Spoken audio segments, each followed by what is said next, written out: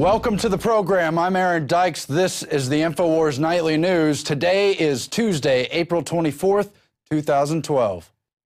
Tonight, breaking news from the InfoWar. The Bilderberg Group is set to meet in Virginia, May 31st to June 3rd. Is this Chantilly 3.0? Then, it looks like Ron Paul is winning states. In fact, he has the most delegates in Iowa and Minnesota, yet the mainstream media continues its ban on Ron Paul coverage. Plus, the Obama administration announces the war on terror is over. So why do we still have the TSA, NDAA, the Patriot Act, and countless wars of aggression? And we flash back to GM corn infected with AIDS. Is it coming to a cob near you? And finally, Aaron Dykes sits down with Yurian Masan. This will be a conversation with two of the most prolific writers exposing eugenics in the Northern Hemisphere. All this and more on the InfoWars Nightly News. I take you now to the InfoWars Central Texas Command Center, deep behind enemy lines, with Aaron Dykes, your host.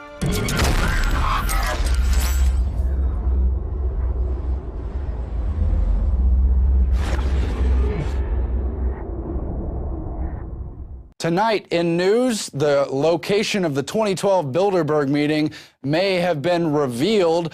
Top researchers, including Tony Gosling, believe they've found that the location will again, for the third time, be Chantilly, Virginia, the site of Bilderberg in 2008, where Alex Jones and crew helped surround the group and rout them out. Indeed, protests against Bilderberg have been growing steadily since Alex first went to the Ottawa, Canada meeting in 2006 and the subsequent release of his powerful documentary Endgame. Of course, Jim Tucker has been the longtime sleuth of Bilderberg, covering it more than 35 years, but that was many lonely years covering it out without the help of the mainstream press and the rest of it. Now, a large portion of international press have begun to cover the meeting. Even Fox News had to cover it last year in St. Moritz, where myself and Paul Joseph Watson went to cover the meeting in Switzerland. That meeting ended early because so many protesters gathered on the Hill and chased them down during one of their nature walks. They decided to turn tail.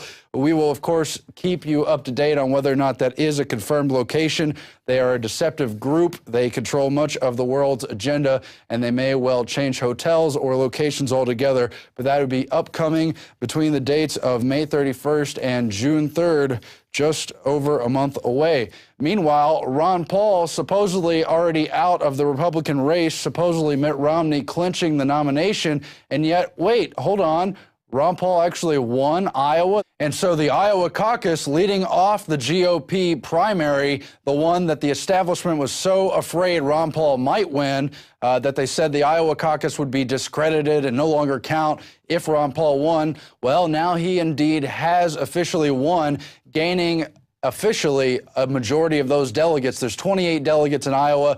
Ron Paul over the weekend gained at least 14. More will be chosen leading into the statewide and then national conventions. He's also has a majority of delegates in Minnesota and is likely to have a majority of delegates in as many as 6 or more other states, which would contest things at the GOP delegation in August. Of course, we're not saying that Ron Paul is likely to actually get the nomination, but he's showing the fraud of the process. They definitely ripped him off. They gave him improper media coverage. They blacked him out of the media, did everything to tarnish his name, then did all kinds of election politicking, fraudulent vote counting. Who knows what happened with electronic machines? Why did he not gain votes versus 2008 numbers in Nevada, and on and on. Well, Ron Paul is just one front, and the larger fight against the establishment, you have to engage the process to show that the process is not working while pursuing other peaceful alternatives to try to rein this system in to prevent it going to the full-scale level. So that's something to watch, but they said Ron Paul couldn't win, wouldn't win. Now, in fact, he is winning. Let's go to the clip. Worst case scenario, Ron Paul ties for first place in Minnesota. Anything better than that, he wins outright. And it should be noted, he warned us this was going to happen. Thank you very much. When the dust settles, I think there's a very good chance that we're going to have the maximum number of delegates coming out of Minnesota. Ron Paul was right. Nobody is getting more delegates than he did in Minnesota or in Iowa or in wherever else this Ron Paul delegate strategy of his pays off. And so even though people like Santorum have dropped out of the race, there still is a contest within the GOP. I think it's important that Ron Paul supporters continue to make their presence known. Of course, we've covered on this show how he continues to have crowds of 5,000, 10,000 or more at his rallies, while the Romneys of the world have only a few hundred, and they have to cut the angles a certain way so they don't show that they have giant empty sports stadiums with only a few people down on the actual field. You've also got Ron Paul advisor Doug Weed commenting on the delegation process, and of course the clip you just saw on Rachel Maddow, really the only mainstream outlet to cover it now that they've pretty much alleged that the process is over and that it's this Obama versus Romney thing and blah, blah, blah. It's all staged elections. I have no faith in that process, but I think we still do need to demonstrate the process. That's not doublespeak. I just think it's important to pursue both, not get your hopes up that you're going to fix the system through rigged elections, but at the same time show that a strong candidate can have certain types of successes, show where he's been shut out of the ability to actually win, which he could have done if the media backed him, gave him a fair shot like the other controlled candidates, and if the elections themselves had been fair, if there wasn't all that fudging and whatnot. Because you have to remember, first it was Romney winning Iowa by 8 votes. 8 votes. Then a few weeks later, it was Santorum. All along, though, they had to know Ron Paul really had the delegate support, and now it's proven he has a minimum of a first-place win on the delegates for Iowa, Minnesota, and other states. Of course, Maine, one of the main states where he may have it. Meanwhile, the war on terror is over. That is, if you can believe an Obama administration official who's highlighted the fact that Obama can now safely embrace Islamicists and that activities like the Arab Spring and so forth have put a new path in the Middle East, a new way to gain popular support over there without having to fight the war against al-Qaeda. Of course, it has everything to do with the fact that through the Libyan war and now the effort in Syria to destabilize Assad, the West has openly partnered with al-Qaeda. There's the headlines right there. The West and al-Qaeda on the same side. Then in Syria, al-Qaeda and the West back the Syrian rebels, and on and on. It's just a fact. Now they're covering for it as they make frontline the war against the American people. They're still going to keep all the police state, all the TSA checkpoints that they're now rolling out to bus stops, train stops, eventually highway checkpoints, eventually malls. They've already breached sports stadiums with big events like the Super Bowl. That will all continue to expand because America must be kept, must be dumbed down under the larger sustainable development plan for population control in every sense. But in many ways, the Obama administration has moved away from the fearful exterior of the war on terror. Another aspect to it, though, the system may not be all intact on that point. They may not be giving up because just in the news, they're making big splashes over the supposed al-Qaeda plot to bomb the Long Island Railway. They've got this trial with Bryant Neal Venice, an American soldier in the Army who later converted to al-Qaeda in 2008. That's not a recipe for sheep dipping. Anyway, he supposedly wanted to bomb a Walmart and the Long Island Railroad, and now there's big fear all over the airwaves about that, even as certain Obama officials are saying basically the war on terror is over. Another war on the American people is in the executive power. Of course, the Constitution very succinctly lays out the balance of powers designed by the framers. The executive branch was to be co-equal with the judicial and congressional branches and checked in many other ways by the states and individuals of this country. But more and more, presidents are relying on executive power, and now Obama is officially in the headlines embracing that he, too, will have to use executive power because of the gridlock in Congress and the fact that so many dirty Republicans won't go along with his agenda. We can't wait, he says, and they've got all these quotes from board meetings. One Saturday last fall, President Obama interrupted a White House strategy meeting to raise an issue not on the agenda. He declared, aides recalled, that the administration needed to more aggressively use executive power to govern in the face of congressional obstructionism. Increasingly in recent months, he said, the administration has been seeking ways to act with Congress, branding its unilateral efforts, "We can't wait," a slogan that aides said Obama coined at the strategy meeting and continued to roll out with dozens of new policies, from jobs to veterans to drug shortages, fuel economy, and on and on. Obama's not saying he has a right to defy a congressional statute, said Richard A. Pildes, a law professor at NYU. If the legislative path is blocked, he otherwise has the legal authority to issue an executive order on an issue. And they're more willing to do that more than they were 2 years ago. And it goes on to talk about how Obama's new approach is doing just that, putting him in the company of his predecessors. Mr. Bush, for example, failed to persuade Congress to pass a bill allowing religiously affiliated groups to receive taxpayer grants, then issued an executive order to make the change.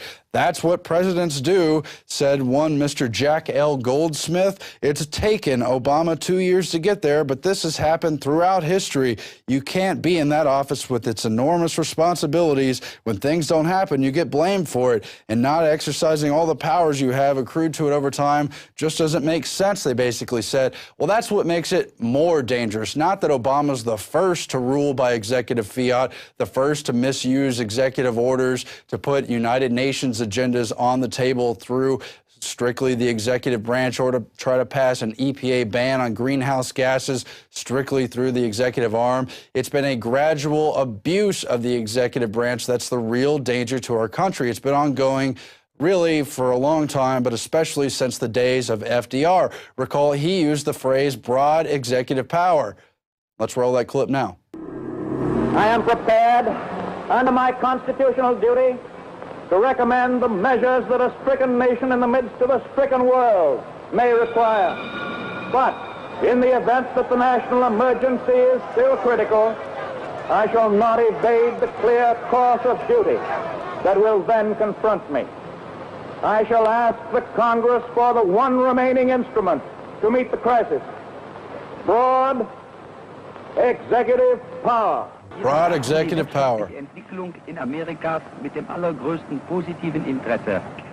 Und wir sind dort der festen Überzeugung, dass Präsident Roosevelt und seine Berater auf dem richtigen Weg sind. I believe President Roosevelt has chosen the right path. We are dealing with the greatest social problems ever known, says Joseph Goebbels, the Nazi propagandist. Millions of unemployed must get their jobs back. Und in den Kontoren verloren haben, wieder an ihre alten Arbeitsstellen zurückzuführen. And this cannot be left to private initiative. It is the government that must tackle this problem. So there you have it, broad executive power endorsed by none other than Nazi Joseph Goebbels back in the 30s when they were still gaining power into World War I, and when he openly applauded the efforts of President Roosevelt to seize that executive power to do what must be done for the country. The only problem is it totally opened the gates to destroying the Constitution, totally overusing the executive branch, and on and on. You know, Harry Truman, who succeeded FDR, used the phrase, "the buck stops here," to describe the presidency at a time when it was increasingly untrue. More and more advisors and different departments and different administrations, all under the executive branch, began really running policy, both domestic and foreign, and increasingly presidents were nothing more than a puppet. They didn't decide hardly anything, and it's only gotten worse. The whole larger continuity of government program and on has largely, mostly been done under the executive branch, with a little here and there from Congress. And you see that in one prominent example in the President's Council on Sustainable Development. That came in under Clinton in 1992. What is that? That's the United Nations Agenda 21 program, implemented and signed under the elder George H.W. Bush, then transferred into executive action under President Clinton, and it's still being pursued today. We've discussed very recently all the Agenda 21 things being pursued under President Obama's branch. So it's executive orders, it's executive fiat, it's agencies, it's all of it. It's all been misused. And you know what's in the President's Council on Sustainable Development?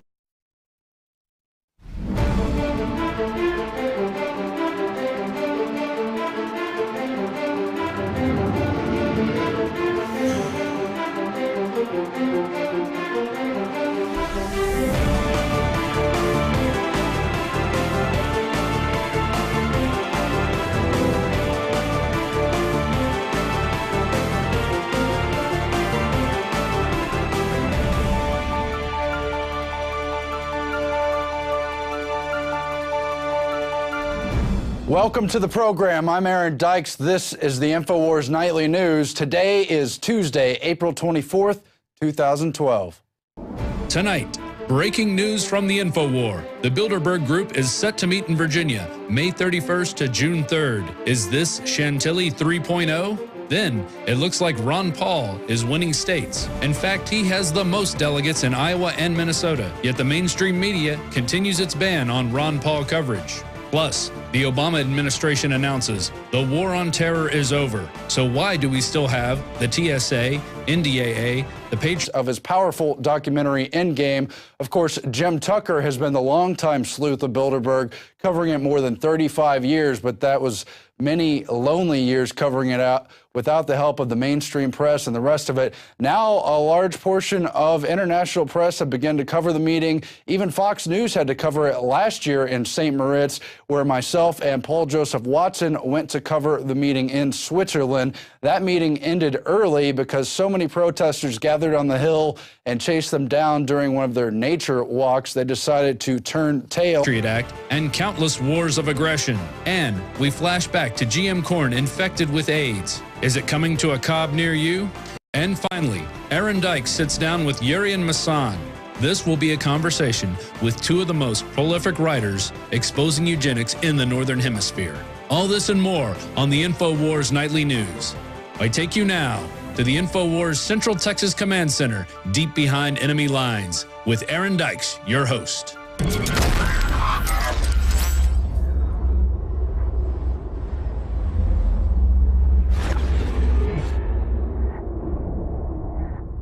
Tonight in news, the location of the 2012 Bilderberg meeting may have been revealed.